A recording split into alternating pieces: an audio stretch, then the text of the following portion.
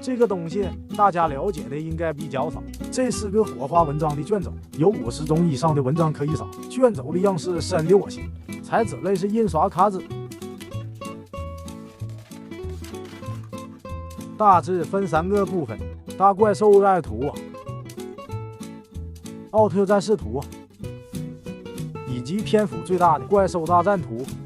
有这个就可以少买点远焦了，烧几个之前没听过的试试，哪里不会点哪里。